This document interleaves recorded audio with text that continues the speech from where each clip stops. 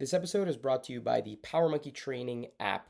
Now, out of all of the cool things that we do with PowerMonkey, whether that be our camps, or our retreats, or in-person events, the thing that I'm most excited about and our team is most excited about is our new PowerMonkey Training app. The new one will have a complete redesign and a lot of cool new features that you haven't been able to access yet. There's really 4 categories of training skills depending on who you are as an athlete. The first one is probably the one that you're most familiar with, are skill plans. How do you learn a strict pull-up, a handstand, a muscle-up? They're all assessment-based. We put you into the correct level according to what your starting point is, and you build plans from there. The couple new ones that we're really excited about, one is our volume plan. So volume plans will be based for those athletes that are learning capacity around skill-specific training. So if you're an athlete out there looking to take that one muscle up and build it into 3, 5, 10, 20, and beyond, we have a plan to help build capacity around skill-specific training. Very, very unique, very different, something that we're new offering, really excited about. Additionally, we have our GPP plan for gymnastics. We call it our monkey method plan. This is a well-rounded gymnastics plan that you can be accessing on a beginner, intermediate, or advanced level. Beginner and intermediate are 3 days a week. Our advanced is up to 6 days a week. You'll be doing handstands, mobility, core work, bar, ring. It's a well-rounded plan around becoming more capable and confident around gymnastics movements. Our last types of plans will be our 365 plans, and these are bite-sized plans that can be incorporated into any training plan, starting with our core 365, something that's been in the app for a while, but a new feature is that we're going to be putting up 1 workout a day for free on the app. All you need to do is download and register, and you will get a free workout every single day that is core specific, between 5 and 10 minutes long, that you can incorporate into your training. It's a great starting point, and there'll be more of these 365 plans that help create a more well-rounded training experience. Come train with us with the PowerMonkey Training app. We think you guys are going to love it. Welcome to the PowerMonkey Podcast, where we chat with the best in the world about what they do. I'm your host, Dave Durante, with my co-host this week being Mike Service and Jordan Samuel, and we're talking about skill development. This is going to be a skill podcast talking about the elusive press to handstand. We saw a version of this at the 2022 CrossFit Games. Boz introduced the support up into handstands on the low parallettes. Not really a true press to handstand, but maybe an indication of what we're going to be seeing at the higher levels. The press to handstand, obviously something that has been talked about within the CrossFit community for a while, but it's challenging for most people to actually attain. So we talk about some of the ins and outs, how to tackle it, some exercises, some ways to go about trying to learn this elusive skill. We're fortunate also to have a special guest that will be joining us halfway through the episode, the one and only, the legendary Annie Sakamoto, talking about her process in actually working on the press to handstand. Annie's been around the sport of CrossFit since its inception, and she never worked on a press to handstand until she was offered the opportunity to upgrade her famous Annie workout into Gymnasty Annie, introducing the press to handstand into the normal double under and sit-up variation. She talks about the learning process, some of the things that were challenging for her, how she was able to overcome them. Trust me, Annie's journey will not be like it will be for most people, being that she's such an incredible athlete. Being able to learn something as quickly as she did is very, very rare. But again, it was interesting to be able to chat with her about that journey and a little bit about what she has coming up next. Enjoy.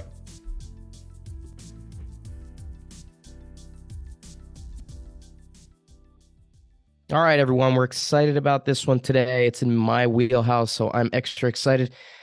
Have 2 of my partners here, partners in crime, Mike Service and Jordan, coming in to help and assist on the conversation around the press to handstand. Most of the time, the elusive press to handstand, it being a fairly basic movement in the gymnastics world, but don't ever think that basic means easy. The process is still long and challenging, and we're going to dive in and talk a little bit about the ins and outs. Guys, how you doing today? You excited about this one? Yeah, I am. I'm curious when Jordan Very got excited. Yes. When did Jordan get elevated to like Prince or Madonna status? He gets introduced just as Jordan. Oh. Jordan Samuel. I'm sorry. Full names. Jordan Samuel here. You are not Prince status. You are not just a symbol yet, Jordan. I'm sure you can get there one day, but it's on my vision board. It'll happen. So let's at least get in here. Experience with the press to handstand. Do either of you have any experience with the press to handstand other than playing around with it at camp, maybe a little bit? Jordan, as handstand fanboys, do you want to like rock, paper, scissors for who goes first on our experiences, or do you want me to take the lead? Go for it. All right. The listeners may not know if they don't follow me on social media, but Dave is well aware that I have taken on an odyssey journey of trying to get better at the handstand, probably since I met Dave like over 10 years ago, but very much so in the last year. And I would say the skill that seems the furthest away for me would be a press. And it drives me crazy, Dave, because I see someone like you do it so effortlessly. I obviously, coming from weightlifting, I know when you do something your whole life, you can make it look effortless. But I'm actually curious because I never really ask you so much. What's a difficult part of the press for you? I know every part of it that's difficult for me, but is there one part of the press that like you have to focus on more than another? No. Easy answer there. No. And really that's obviously it's a joke of an answer. The question really should be, it depends on, or the answer should be more around, it depends on the level of difficulty around the press, because I think most people's interpretation of a press to handstand is one of the most basic levels, like a straddle, feet on the ground, press to handstand. But a press is pretty wide ranging in terms of difficulty. That one is the baseline press. You can go up pretty high in difficulty. And at that point, a lot of things can be limiting factors. A lot of things can be incredibly challenging that you don't really see with the more basic levels. So if you're talking about a straddle press to handstand, feet on the floor, hands on the floor, at this point in my life and my career, with the numbers that I've done, especially as my handstand has actually increased in proficiency after my competitive years, I wouldn't really say that I need to think too much. It happens. My body naturally goes through the positions. But if we talk about higher level presses, there are definitely some challenges that go along with that. Yeah, Mike, you'd know that if you had watched the video that Dave sent me that I'm trying to edit up of him doing 1,000 press to handstands per time. Well, I've It been was like a joke. That was tough. I've been with him on a number of occasions where he I think I might have been with you in New York when you did something around 500 or so for time. Yeah, you've done a bunch of those stupid ones, so I just kind of put those out of my mind. Yeah. No, just back to my question for a second. So yeah, I should have been more specific. I would say a straddle press, so feet on the ground, straddle press. For me, I don't feel anything other than an inability to even like get in that position to start pressing. Like it feels like I couldn't, like some people will even like somebody that can do one that's maybe not lifelong gymnast, or they're just able to do one. They're like, well, yeah, just try to jump a little bit or something is what I've heard from some people. And that looks even more pathetic from me if I try to jump into it than trying to like compress and press. So yeah, we've never had a deep conversation on this, so I'm excited to hear a little more, get like one-on-one time with Dave. Yeah, so I think you bring up some interesting points there, Mike. One is understanding first what the press to handstand is. For a listener out there that maybe doesn't even know what it is, or a CrossFitter out there that maybe heard Glassman talk about it, or seen Fitness in 100 Words and saw the wording press to handstand, but doesn't really know the concept behind it. It's basically controlling your body from the ground with your feet into a handstand, in the most simplest terms. And so you can have, like I said, a pretty wide ranging level of difficulty, but the one that most people would gravitate towards in terms of simplicity, straddled position, because a straddle is going to create a more simplified position than a pike or a straight body, because, which we'll talk about in a minute, compression becomes an easier thing to achieve when you're doing a wide straddle. So that variation is a little bit more simplified over something that has a longer lever, like a leg together type of a variation. But the idea is control. Can I control myself without momentum from the ground into a handstand and then back down to the ground again? So with that being said, in my mind, there's some real key components to it. One big pillar of a good press to handstand revolves around good compression. And people have heard me talk about compression before with things like toes to bar. And we just did a big thing on toes to bar recently, talked about the importance of compression. Compression essentially is, can I get my torso and my body to touch? Can I get them together as efficiently as possible? And really, there's a mobility component of lower back and hamstrings, and there's a strength component of hip flexors and abs. And so if those four components are working together, my compression is going to be strong, and it's going to allow for the most efficient press to handstand possible. The one little wrinkle to that that's slightly different than a toes to bar discussion is what we talked about, the straddle. So you may have a really good compression front to back, but if your adductors are super tight, or if you have tight hips and you can't get into a wide straddle, it will affect your ability to create an efficient press to handstand. So the ability to create a wide straddle, splits and things like that, pancake type positions, that will allow the compression as an aspect of the press to handstand to become a strength for you too. The secondary part of a press to handstand is the strength component, compression and strength. And the strength side purely has to do with your ability to planche and control the planche. Planching, for those out there that don't know what that movement is, gymnastics, again, a bunch of different variations, but essentially it's trying to hold your body out horizontal in different variations, straddled, legs together. It's a very, very challenging movement, holding your body out. So anterior delt, front of the shoulder, is basically preventing you from taking a header and just dropping down to the ground on your head. So if you have strong delts and a bicep, the way a gymnast would, to prevent the lean, and you have a good compression, your press to handstand is going to be very efficient. I think a good press should be more heavily considered on the compression side and then use the strength as needed. But most people, as they learn, will be the other way around. They'll use strength first and then try to weed themselves into the compression, because mobility is normally such a big factor for most people in terms of limitation. Yeah, that actually was something I was going to ask you about, because I know that for me, when I try to do a press, it's heavily limited by my lack of mobility in my lower back and my hamstrings. And so I've heard you say numerous times, like, hey, try to limit the forward lean.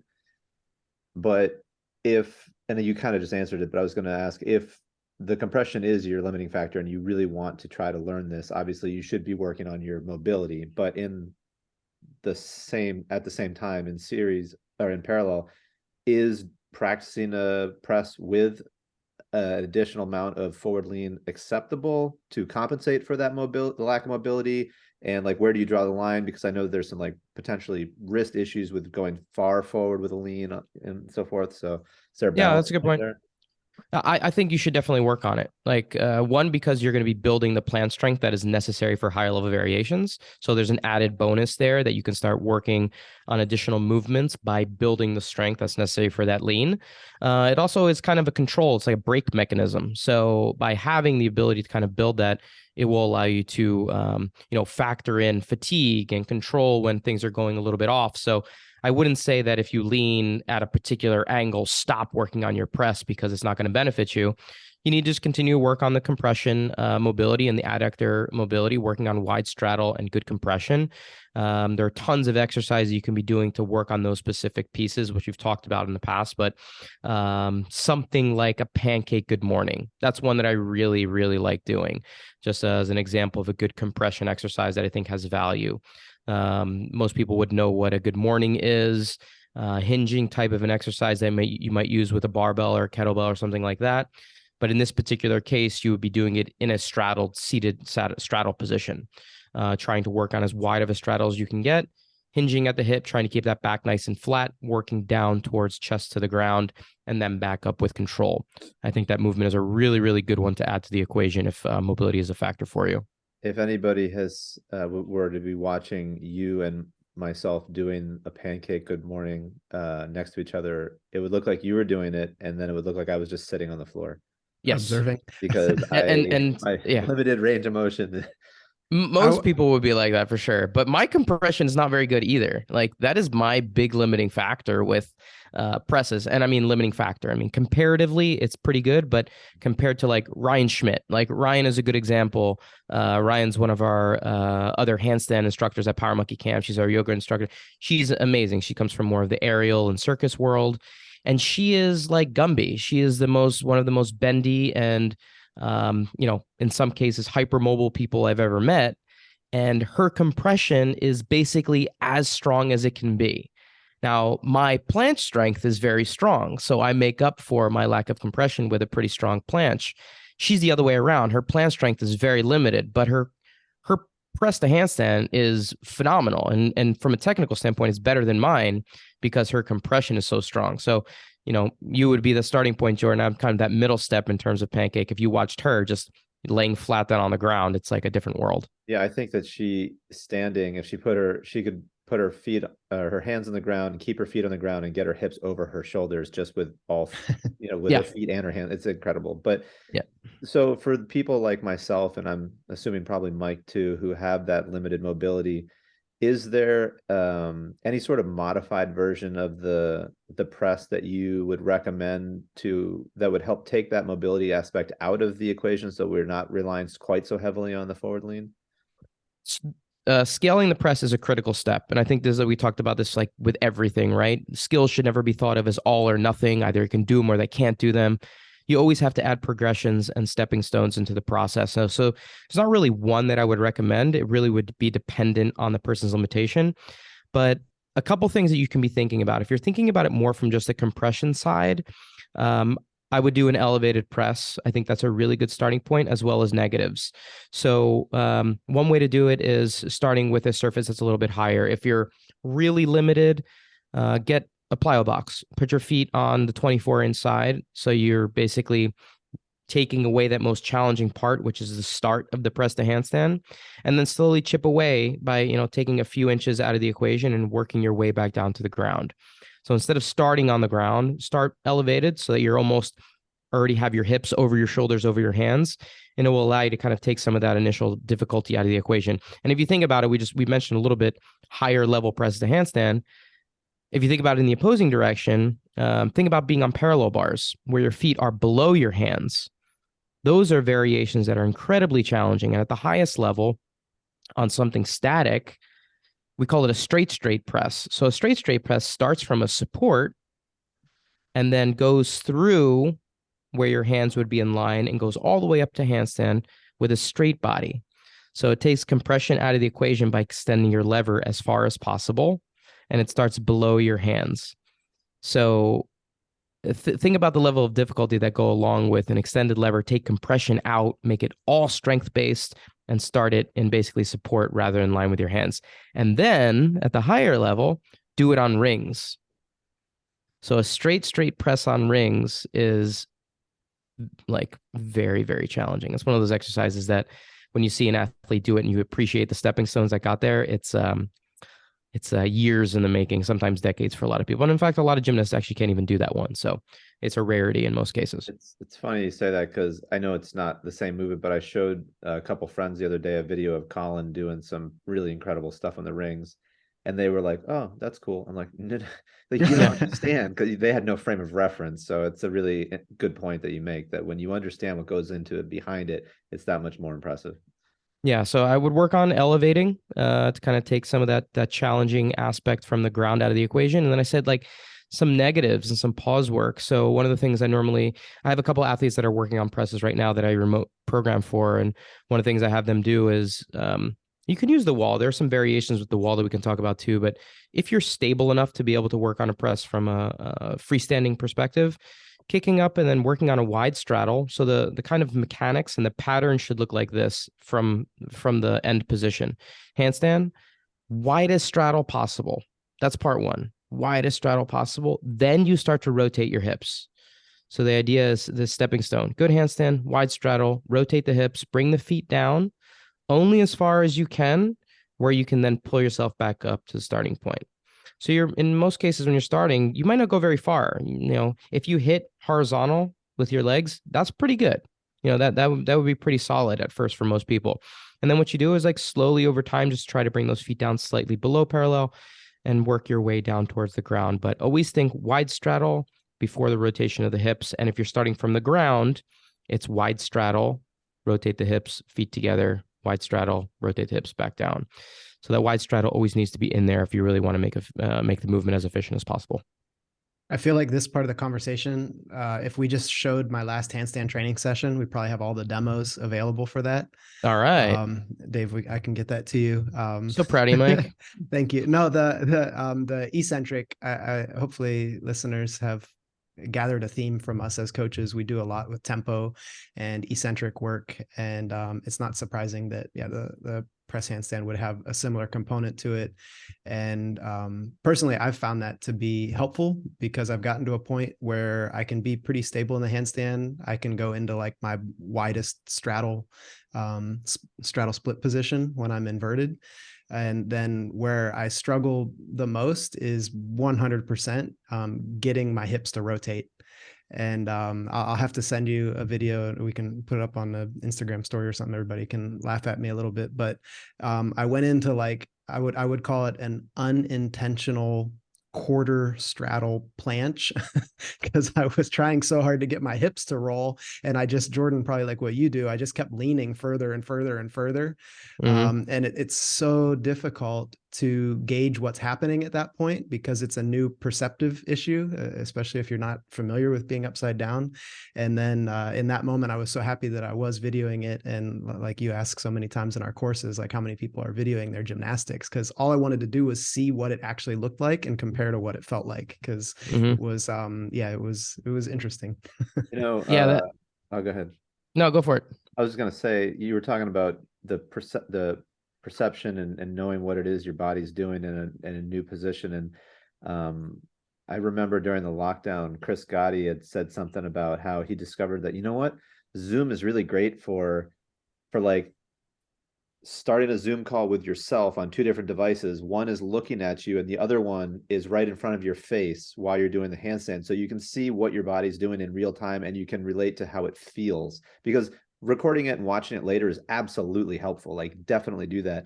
But there's still something that's tough to connect the pieces on. But when you can see it in real time, like, that might be something worth trying.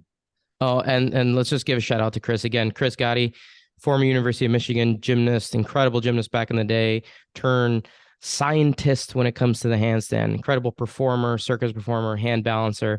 He's a great resource when it comes to this stuff. And I think that's an incredible tool that he said there.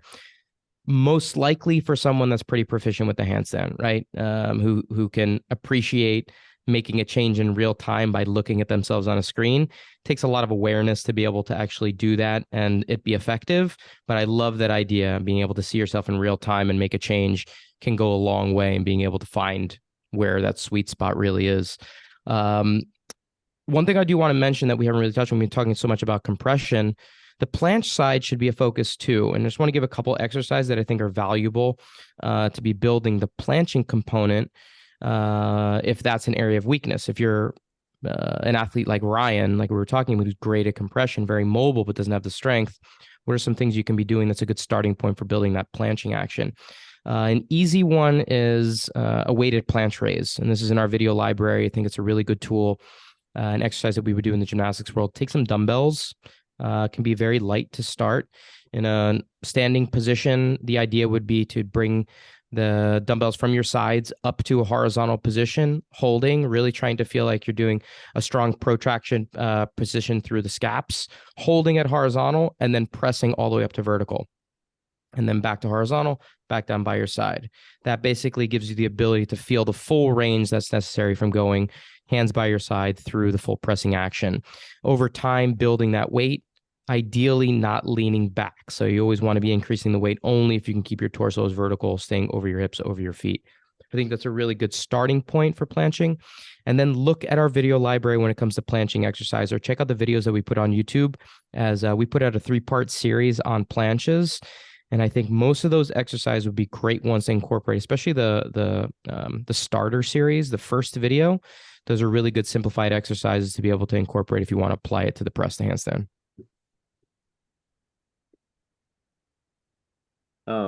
So kind of in the same line of those, are there specific things and exercises that you would recommend people do for prepping the joints? Because I know the wrists and maybe the biceps, and I know the planche raise that you talked about will help condition the elbows and the biceps a little bit, but are there concerns there that people who haven't really been working on this before should consider, that, you know, if they go too hard too quickly, they might start having joint issues in their wrists and so forth? And what would you tell those people? Yeah.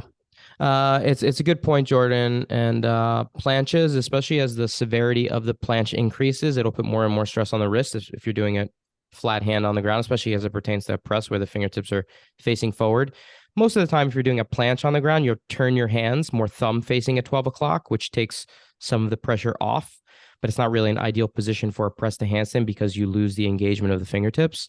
So my recommendation there is to do it on parallettes. Do it on low parallettes, because the parallel will put you into a position where you can still manage and control through the wrist, but it takes a lot of pressure off of, the strain that comes with the lean. So if you are working on planching specific drills, but maybe have limitation in terms of wrist range of motion, try it on the parallettes, work on some of these exercises, planche leans, compression type drills with the planching action. Do it on parallels at first instead of hand flat down on the ground. I think it'll kind of allow you to work through wider ranges without putting too much stress there.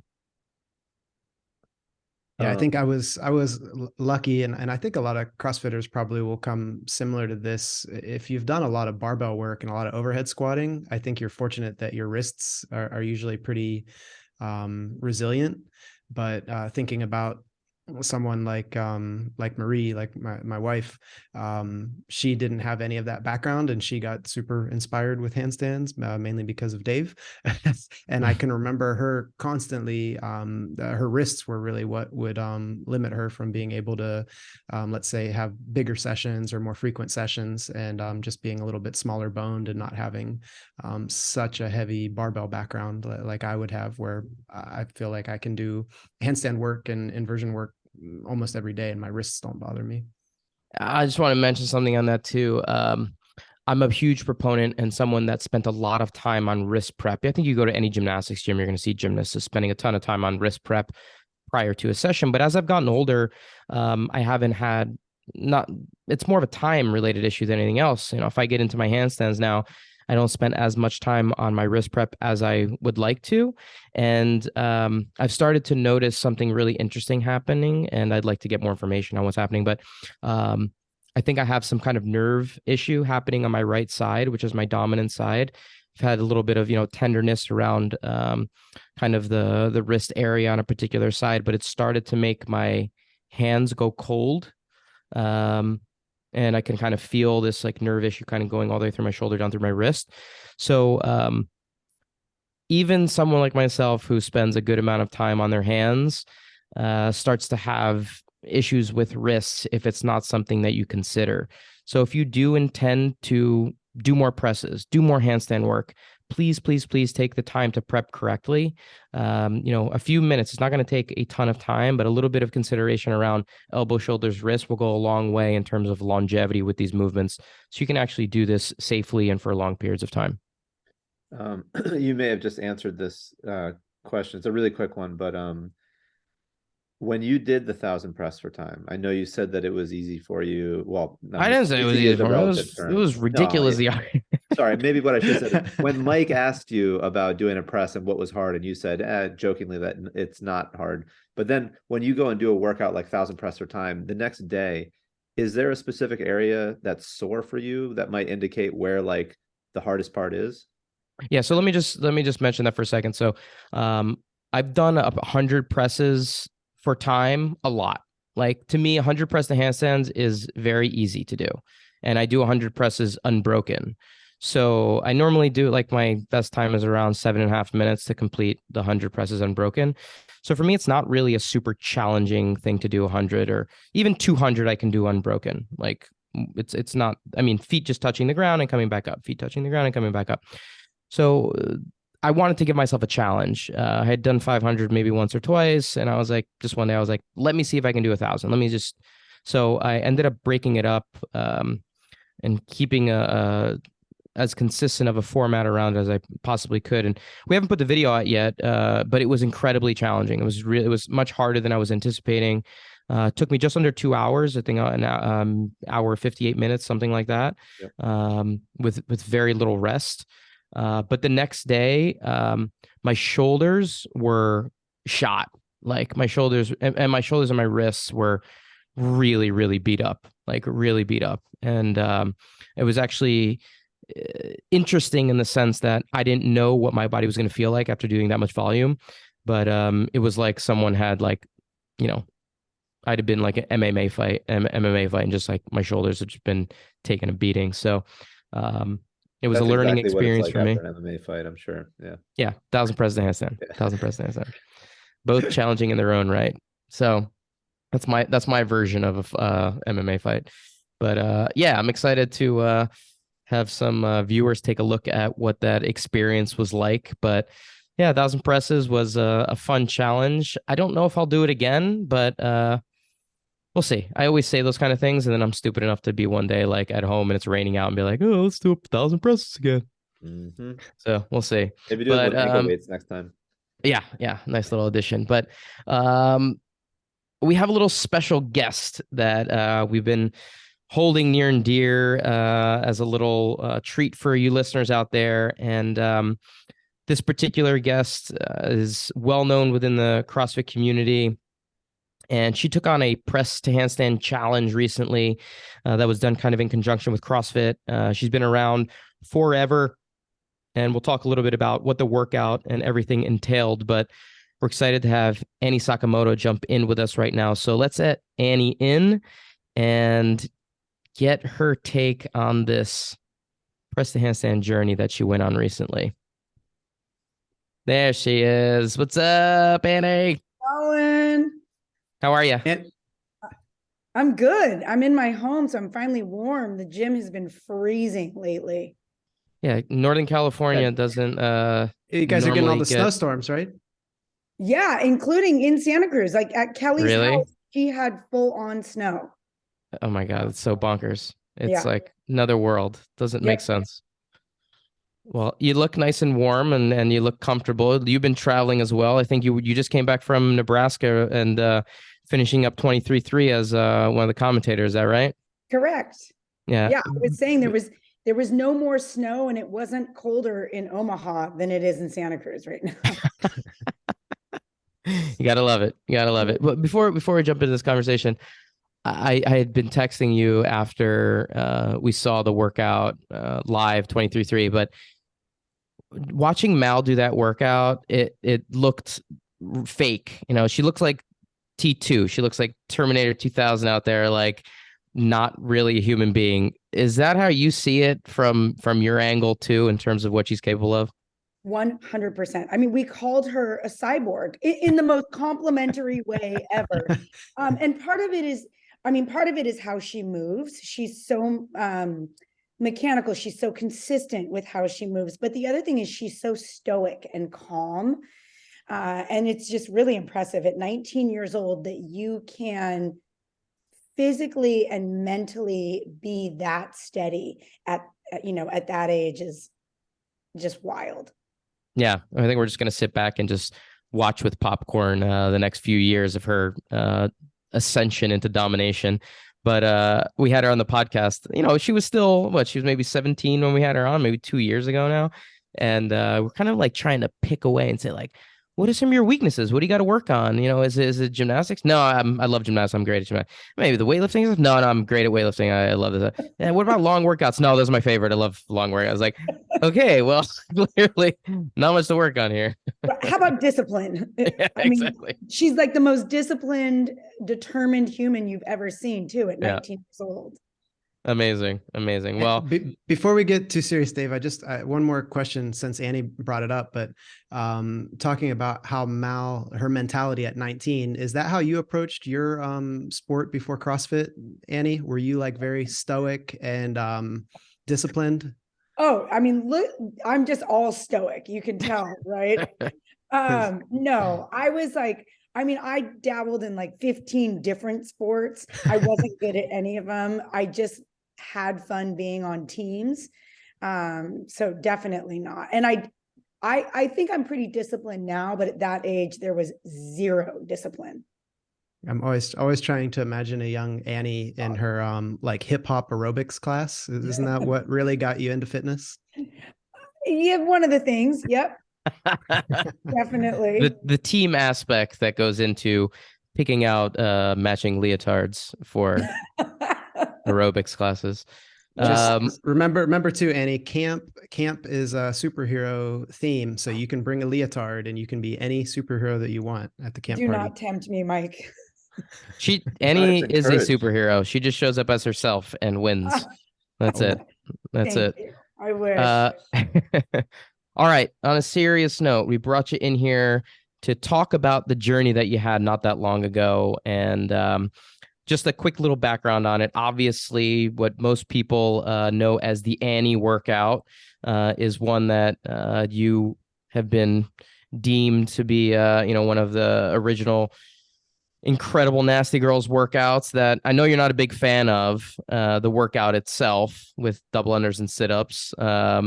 But there was a new wrinkle added to the equation here, Gymnasty Annie. And before we get into the workout itself, did CrossFit approach you on this and say, hey, we want to add a skill component, change something up, add something new? How did it come to be that Gymnasty Annie became a thing? Yeah, so Kara Hipskin and Matt Bishel, who both work for CrossFit HQ, reached out to me. I think it was maybe the first couple of days of December of 2022. And Kara said, we're redoing some of the benchmark workouts. One of the ones that we want to redo or revamp is Annie. And we want to add presses to handstand in it. So we would go 50-55, 40-44, et cetera. And we would love it if you could, demo the workout so that when we put it on the main site, it's you doing it. And I was like, oh, that's really great and fun, but I can't do a press to handstand. So you're probably gonna have to find somebody else. And she was like, well, do you think you could learn one? And I was like, well, I mean, I do like gymnastics. I like being upside down. I was like, well, yeah, maybe, when do you need it by? And she was like, 3 weeks. I was like, well, I don't think I can learn it that fast. I hadn't ever spent any significant amount of time trying to learn one, but that was just it. I had tried, I think at one point when you were coaching me on gymnastics, Dave, like you had me dabble with it a little bit, a couple times with boxes, and I was so far from it, even when we did it the couple of times that, I was like, there's no way I can learn this skill in 3 weeks. And still, you should just give it a try. And still, you accepted the challenge. You said, I've never done this movement before. And yeah, I'll be able to do it in 3 weeks. Yeah. Well, you know what? Kara was great. She gave me an out. She was like, even if you can't do it, I think if we have to do some modified version of a press to handstand, that would still be inspiring as a video. So, there was a safety net, I felt like. So I was like, okay, sure. Then as long as it's not like a do or die situation and I have an out, then I'm willing to try it. And there's such a huge difference between doing a press to handstand one time, learning the movement, and then doing it 15 times in the middle of a workout. Right. And being able to actually complete it while under fatigue. I mean, it's a completely different thing. So I was lucky enough to be able to give you some tips and pointers along this 3-week journey. And I mean, I was like, this is not going to happen. I was like, there's no way that you're going to learn a press in 3 weeks. And then I gave you some exercises. And when the first week, I did my first one, I was like, okay, I guess we're going to be able to do this. There is no athlete that I've ever worked with that would be able to make strides as quickly as you did. So it was like a plan that would never be applicable to anyone else. So it was very much unique to you. Like you are very unique when it comes to the ability to make these strides. Is that because of just how you train right now, or do you learn skills very quickly? Do you feel like that's a strength of yours, that you just have the ability to kind of pick up things relatively quickly? So first I'll say I'm training the least I ever have in the last probably 10 years. I'm so busy right now with work and some other stuff going on and, my kids and whatever. So I'm training the least that I ever have. But I think that for me, one of the lucky things is I have pretty good upper body strict strength, whether it's pulling or pushing. I think on both of those things, with gymnastics movements, less so with weightlifting movements, but definitely with gymnastics movements. And my shorter levers definitely help me. Being a smaller athlete definitely helps. I always joke, because I did gymnastics for a couple of weeks when I was like in 5th grade, but I think in my last life, I was for sure a Latin male gymnast. And we could Yes. dig deeper into all the different pieces there. But anyways, so a lot of the gymnastics has come fairly easy to me. The skill, I guess the skill movements, specifically gymnastics or body weight stuff, comes a little bit easier to me. But I think really for me, it came down to my inherent upper body strength. Mm-hmm. And enough mobility, flexibility, like in my hamstrings, my hips and stuff, that it was even an option that I could learn it. I didn't have to work on a lot of mobility for it. I was already pretty, I had that down, and then the upper body strength was there. So for me, it was really mainly the skill of the movement. That's really interesting. I was going to ask that question because prior to you coming on, one of the big discussion points that we were having was the combination that a press is between good compression, good mobility, and then having planching strength.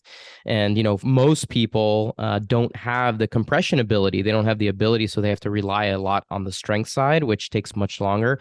But the fact that you had a good starting point on the compression side, good hamstring, good to go lower back mobility, that is definitely an advantage from basically a blank state perspective. So it was really nice to hear that, okay, I had the mobility at least to be able to take advantage of that. Yeah. Yep. And then planching side,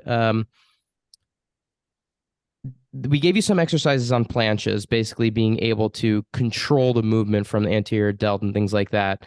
Had you done any planche work specifically, or did you just jump right into, its application directly to the press? Pretty much directly jumped into it. I don't, again, I was lucky enough to work with you for a while on my gymnastics. I think it was like 2016, 2017. Mm-hmm. With Jason, he throws in probably some accessory work that helps me with that, but I haven't trained any planche work specifically outside of that. I mean, it's incredible. It's the kind of thing that we can't really use you as a demo, Annie, because no one is going to be able to follow the same blueprint as you. It's just this planche progression is very unique to Annie Sakamoto. Well, and it was great because when I first reached out to you, Dave, I had gone on to the Power Monkey app, and I started following the program for a press to handstand. And then I realized like I was going to need something much more concentrated. And really, I mean, if it wasn't for this video, I wouldn't have necessarily done press to handstand work 4 to 5 days a week. But that was the program that you created for me. It was great. That's what I needed to do for the timeline that I was given. But I'll tell you, there was definitely a point about 10 to 12, maybe 14 days in that I was on some burnout. And it was a little bit of like my shoulders were fatigued, but it wasn't even that as much as it's really hard mentally and like nervous system wise to focus on a skill that concertedly that many days in a row. I actually just had to step away for a couple of days, and I was like, this great, I'm going to lose every gain that I made. I'm going to lose because now I'm not going to do it. I think I didn't do it for probably 3 to 4 days. I just had to completely step away. And when I came back, again, because I had built the strength, I had practiced a lot of the skill work that you had given me. I think the break did me some good, and I was like surprisingly closer to getting it than I had been right before I took the break. Yeah, that's really interesting. And I remember you saying like, I need a break. Like I'm not doing 15 presses today and I need a little bit of a break. And I think it maybe gives some insight into being a competitive gymnast where you need to perform when it counts, right? You need to perform under stress where, you don't say you have 3 presses to do and you have 5 turns to complete 3 reps, and you have to put stress on yourself to be able to have a hit percentage that allows you to step away and say, I did this, rather than just an open-ended saying, I'll complete 5 within the next 2 hours and just get it done. So by putting like a target in there and saying like, you have 6 turns to complete 3 reps, or there's some kind of, penalty that goes along with it, it forces the mind to say, okay, this turn really matters. Like, I'm going to put extra mental effort into completing this rep so that I can be done. And that's one of the tools that we would use endlessly in the gymnastics world to simulate competitive situations, to be able to simulate when you're raising your hand or when you're on the platform, maybe Mike, a situation that you might be in when you have the barbell in hand. But I think we tried to do that because your application was for time with 15 reps. It's very different than saying, you know, I completed my first one for the first time. So let's go to day of and the actual workout. How were you feeling the day that you actually had to do the shoot? I was feeling good. So I think a couple days before it, what happened, like maybe a week or I don't know, before that, maybe, yeah, it was probably about a week before the actual shoot. I was struggling. So maybe it's even, I don't know. Anyways, I was like, you know what I'm going to do? I'm going to set up just a small box, like a small lift. And I'm just going to I'm going to try the workout. I'm going to do 50 double unders, 50 sit-ups, and try 5 presses off of the boxes, and then 40. So almost like you're saying, like I kind of did a mock version of it. And I was like, because I don't know how I'm going to be under fatigue when I'm adding double unders, and my abs are tired from doing sit-ups, and am I going to be able to get the compression? And it actually was a little bit better. It was like, my focus was almost better when I threw in the double unders and the sit-ups, and I was distracted, yet somehow I could focus better. So I definitely had some confidence going in, but it was funny. I hadn't heard from Kara and Matt, and I was like, oh, good. Maybe they forgot, because I don't know if I'm going to be able to do this. And I was like, maybe they forgot. And anyways, they texted a couple of days before, and they were like, okay, are you ready? And I was like, oh shoot, they didn't forget. And I really do have to do this. So that day we were warming up. There was a couple of us that were going to do it because we wanted to show all the different options. And as I was warming up and I tried my first rep, I got it. And I was like, all right, okay. Even if they're not perfect, I know I'm going to get a couple reps in the workout. So I had some confidence for sure that day. We got to give a little shout out to the rest of the crew that was doing it with you. We got Connor, Kelly, and Grayson all did it, right? Yeah. All former Power Monkey campers and amazing athletes in their own right. And they all chose different scales, right? They all tried to do the workout with a different scaling option to make it basically applicable to anybody. Exactly. And that's, thought it would be a really fun video, because obviously not a lot of athletes out there are going to have presses to handstand. So instead of just not doing this workout, we wanted to show the many variations that you could do to kind of work yourself towards ideally doing this workout RX at some point. And there's something that came up when we were going through the process that I think was a good point that you had brought up, and I'd like to discuss and get your thoughts on it again. But the idea of adding a high skill movement into a Metcon, and the challenges that come along with a precision exercise like that when you're trying to do it for speed. What are your thoughts on the value there, or if that's something that should be considered for future workouts? Yeah, I mean, I think it's hard because there's a couple of things. Like, ideally, something like a press to handstand is a virtuous movement, right? It's not to say that a thruster isn't or that a burpee isn't, but there's definitely ways, I think, that both of those movements, you can skirt around them a little bit, where in my mind, a press to handstand is a very virtuous movement there. And it's hard to judge something like that, especially if somebody is moving fast. Obviously for you, because you tested out the workout for us, we told you about it, you tested it. I think you did it in around 6 minutes, if I'm not mistaken. 6:26. I mean, he went unbroken on all of his sets of presses, like the feet tapped and he went right back up. And obviously for you, having a gymnastics background, every single one was beautiful and perfect. And I think the hard thing for something like a press to handstand in a Metcon for CrossFit is, what are the actual standards? Can your hands move? What if your knees bend? Like, what are the standards so that you can define this workout? Because if it's a test, there should be some parameters. So I think it's tricky.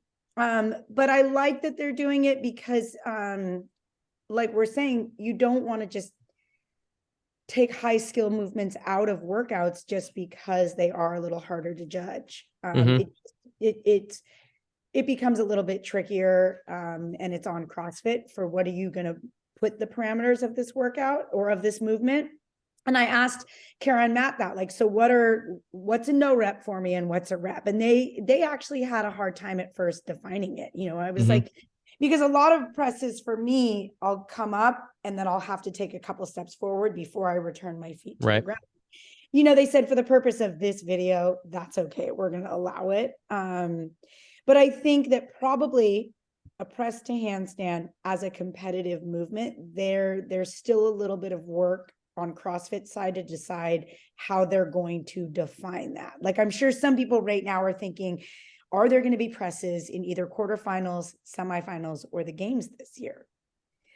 Because there's been, it's been on the main site with this workout. I think some people even thought there might be one in the open, right? But I think it's, oh my goodness. Yeah.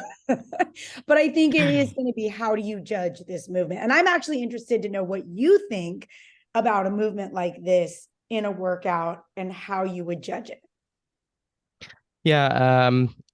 The only way that I see it being possible for an actual competitive situation is to only do a toe tapping version, where the foot actually doesn't come back down to the ground. So you would actually have to come up, maybe even start in the handstand, lower down as the first rep, just touch toes, come back up. So there's no actual foot planted on the ground. Keep the numbers low, but that takes out the jumping component and the speed component and forces compression and strength to be at the forefront. As soon as you come down to the ground, it opens up the possibility of jumping. And at that rate, even people that are good at pressing are going to have a slight knee bend or flex through the foot pretty aggressively, and will end up creating momentum. So the only way that I see it having a possibility at that level is just do a toe tap version where they don't place the heel of the ground or any weight onto the foot. Shots fired, bar raised. But yeah, I mean, that makes sense, because again, I think what I was thinking about is, if you're a judge and you're judging somebody, so like you're saying, some people's knees are going to be a little bit soft as they come down. So how do you define jumping or not jumping at that point? So you're right. The only way to do that would be to only tap and come right back up. And I would say one rep would be fine, and start in the handstand. So kick up, show some proficiency, lower down, touch back up. And that would be as close as you would be able to get to a competitive version where the standards would be able easy to see. Love that. I've thought about these things for a while, Annie. Trust me, I want to see these things actually be put into competitive situations and have the ability to be judged equally across the board. You know what I mean? And have the judge have a clear, defined, what am I looking for, especially for a judge that has no gymnastics background, that finds out that a press to handstand is in a games workout 10 minutes before and is now like, oh shit, now I have to figure out what the hell I'm looking at and just make it as easy as possible. Annie, And I'm curious to know, I'm curious to know if you've started to incorporate any of these progressions and drills or anything with any of your gym goers in your programming at your gym. I have not currently, mainly because I think most people are pretty far off from learning it, but I guess, that's not a reason to not work on. I love the compression stuff. I think it's so good. It's going to translate, I'm sure, like to your toes to bar, to so many other of the movements that we do on a regular basis in CrossFit. And I guess so often when we program, and this is, not good, you program to what's going to show up in workouts or what's going to show up in competition versus what is going to benefit other movements that might show up in competition. And if I do think about the progressions and the different pieces of the press to handstand, obviously the better you get at the different pieces of that, the more it's going to transfer to everything, including, I'm sure, some of your weightlifting work, right? Absolutely. We don't have a few. Go ahead, Mike. I know you heard weightlifting and you perked up there. So I was just gonna say, I think all the time that Annie spent with Chad and I in weightlifting obviously is what got her prepared to do the press, because that was the main thing I heard from all of this was her dedication to perfecting her Olympic lifts was just what immediately transitioned into an easy press. selective hearing. I love it, Mike. Selective hearing. I have one last question for Annie. Yeah. It's been what, 2 months now since you did the workout? A month and a half, something like Yeah. that? Yeah. 2 months, I think. Yeah. When was the last time you've done a press to handstand? And if you haven't done one since then, do you think you could still do one? I love that you asked me that. So probably after I did the workout, I told Dave, I broke it down. This is how it went. I didn't, all of them weren't perfect, but I think I had maybe 3 or 4 out of the 15 that were really solid presses in the workout. And the other ones I might have bobbled around a little bit. Anyways, I was like, I'm going to be doing them 2 to 3 times a week, and then didn't do them for a while. And then what I did was I was like, okay, wait, I have to get back on this train because I don't want to lose this skill that I just spent 3 weeks of very intense effort learning. So a lot of the workouts that Jason Leiden would give me, if there was handstand push-ups or handstand walking, I was like, I'm going to sub in a couple reps of presses to handstand, and just so I don't lose it. And I was pleasantly surprised that after not having done one for a while, that I threw it in a workout. Again, they weren't all perfect, but I was able to do 1 or 2. And then I would write back on my true coach, and I did presses instead. And so he finally caught on, because my workout yesterday was 10 rounds of 1 press to handstand, 25 double unders, and 10 GHD sit-ups. All right. That's like Gymnasty Annie on steroids. Yeah, exactly. But it was good. And so I like that Jason is now, it's not just me putting them into my workouts, but Jay has now decided to add them into my workouts. And so it was funny. I hadn't done one in a while. And yesterday I had done all my weightlifting stuff. And I was like, I'm just going to go for it. A lot of times I do the drag jumps, Dave, to start, and some other different stuff. I was like, I'm just going to see. And I actually nailed my very first rep yesterday. Boom. Yeah. And then, proceeded to fail a bunch, and not fail, but just bobble around a little bit more. But I've gotten more consistent at, like a lot of times I'll put my hands down, I'll bring my feet in, and I'll go to lift my feet, and they'll come like 2 inches off the ground, and then I lose it. And in 10 attempts yesterday, I think that only happened once, if at all. So for me, that's a win. Consistent. That's awesome. Yeah. I think some like pointers for everybody that's listening to take out of this, at least what I'm getting, Annie, and this is where I put my coach's bun on my head. Like you said it when you started, you had the relative mobility to perform one, and then I would say you had like an excess of upper body strength to, let's say, if you need to planche a little bit, you can planche a little bit. If your elbows bend a little bit, like you're able to do that. And so many times people see a high level skill and they just want to do it, and they're not aware of where they're lacking, which is generally in a flexibility mobility side or just an absolute strength side. So I think with anything, and I think you can attest to that. If you put the work into mobility, or at least if you have the natural mobility and then you focus on strength, skills can come quicker than you would think. And then once you acquire the skill, you've kind of created a neural pathway there. Like you can wake up and get into it once you've done it enough times. But if you were super limited in your hip mobility, it wouldn't matter like how much you want to do it, you wouldn't do it. So you would have to get into one of these longer plans and say, okay, I'm just going to have to like take the long road and do this until I have the, basically like the attributes to be able to perform that skill.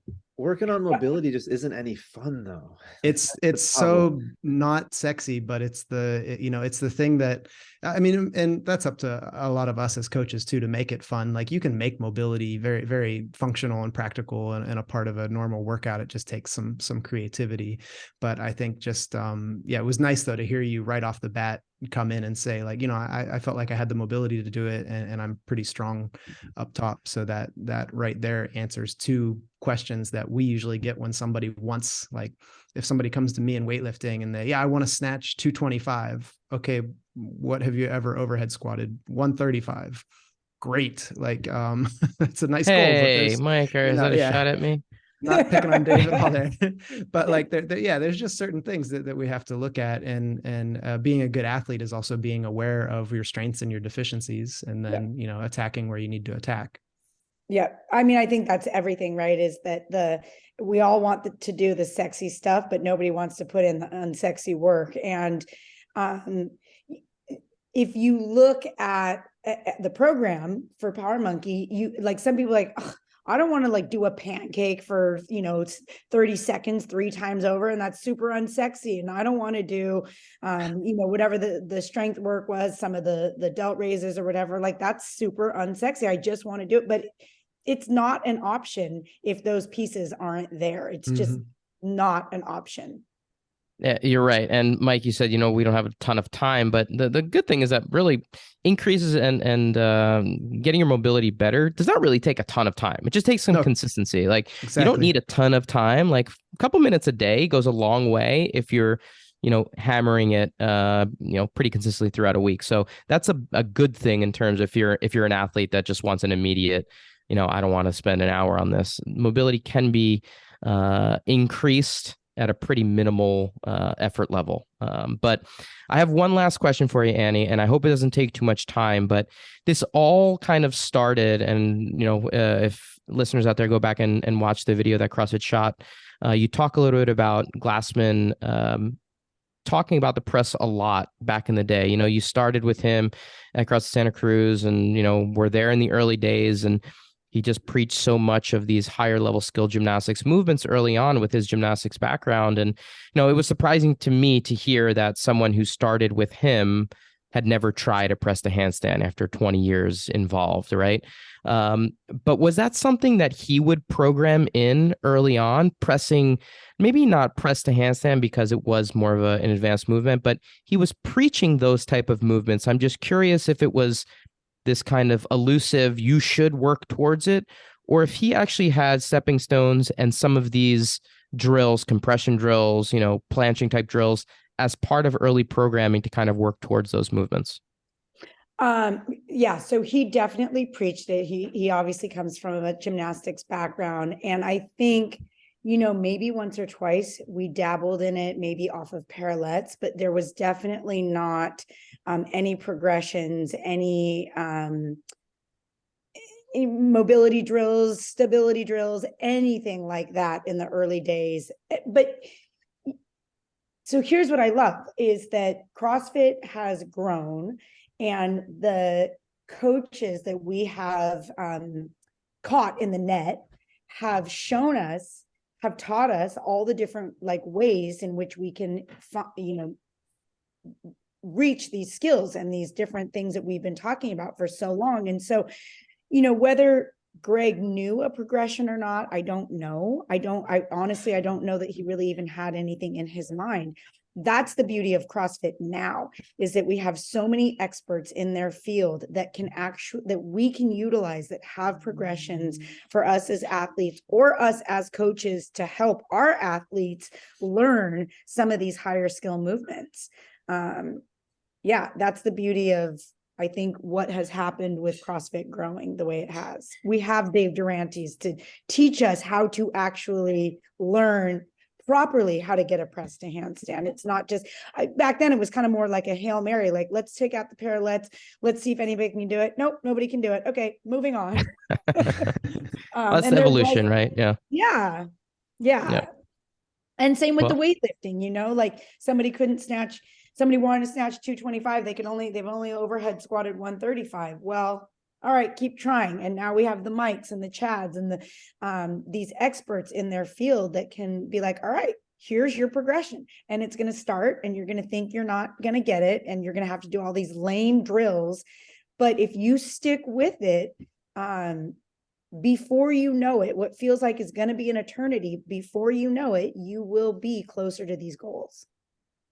Yes, those aha moments happen. Trust Yeah. us. They happen, and you slowly start to inch your way closer to those seemingly unachievable higher level skills. Well, um, Annie, thank you for the time. Thank you for the insight. It was awesome to obviously see you and talk a little bit more in depth about this. You've been traveling around. What do you got coming up next? Are you still staying involved with some of the commentating onto the next level quarterfinals As type long as they'll stuff? have me, yeah.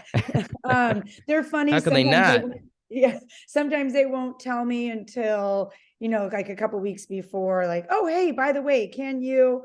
So yeah, anytime they ask me, almost always, I'm all in on that. Somebody just bought me a ticket to Crossville, Tennessee, for the end. Woohoo! Yes.